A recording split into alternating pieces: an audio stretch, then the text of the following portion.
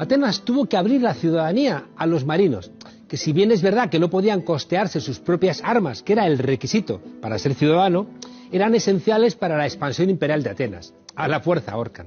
Desde que se extendió la ciudadanía a los pobres libres, los sectores oligárquicos empezaron a conspirar, porque no toleraban que los que carecían de patrimonio, los que no eran de esas grandes familias, pudieran regir los destinos de la ciudad. En realidad, ni siquiera lo hacían. Los pobres podían acceder a algunas magistraturas, pero era imposible mandar si no pertenecías a alguna de esas familias ricas. Lo que sí lograron los griegos fue que los que mandaban tuvieran la obligación de escuchar a ese pueblo compuesto por ciudadanos. Y por supuesto, ciudadano no era cualquiera, no lo eran los esclavos, y cuidado, que hasta el más pobre de los pobres tenía un esclavo. Tampoco eran ciudadanas las mujeres, ni los extranjeros, ni los menores de 21 años. Esa cultura política fue extendiéndose con el propio desarrollo imperial de la ciudad-estado de Atenas, y por eso, cuando pensamos en democracia, pensamos en los griegos. De vez en cuando los ricos se levantaban contra esa mayoría de pobres. Eso le costó la cabeza a Sócrates por conspirar. De vez en cuando los pobres se levantaban contra la mayoría oligárquica y así lograban ensanchar sus derechos.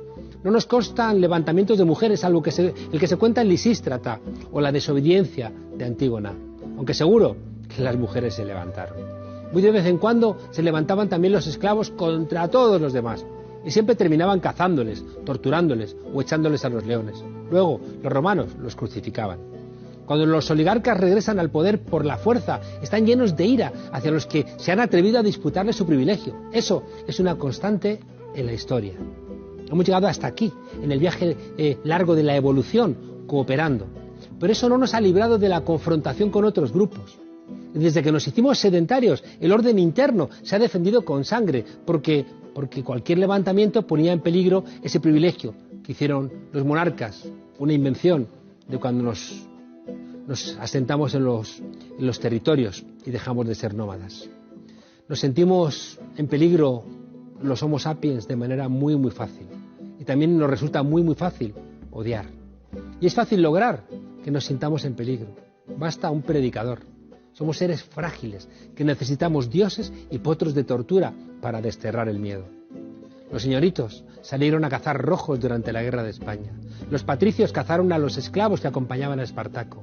Los católicos cazaron a los hugonotes por peleas religiosas que en verdad eran peleas de poder. Y los protestantes cazaron brujas que no eran sino mujeres que querían ser libres y no colaborar en el comienzo del sistema capitalista. Los aristócratas y los burgueses cazaron sanculots conscientes y también a burgueses conscientes, como Robespierre durante el termidor de la Revolución Francesa. Los capataces y los mercenarios cazaron a los negros cimarrones que estaban huidos en los quilombos o en los palenques donde vivían en comunidad. Hoy, blancos fundamentalistas, nostálgicos del nazismo y el franquismo, cazan a indígenas, hombres o mujeres, pero sobre todo mujeres, en la Bolivia golpista, porque no quieren compartir la prosperidad de Bolivia con unos indios que les disputan el privilegio. Hoy, blancos de clase media y ricos nostálgicos de Pinochet cazan demócratas pobres en el Chile que está buscando en las calles su libertad. Y lo mismo hacen los seguidores de Lenín Moreno en Ecuador o los de Bolsonaro en Brasil. Y mientras la Unión Europea, que dice que se basa en los valores cristianos, que nos hacen a todos iguales, se guarda un profundo silencio, porque los indígenas, los estudiantes pobres, los negros, las mujeres con pollera, los esclavos, quizá, pese a lo que se escribe en los papeles, para los europeos liberales, cristianos, prósperos, patriarcales, no son en verdad personas.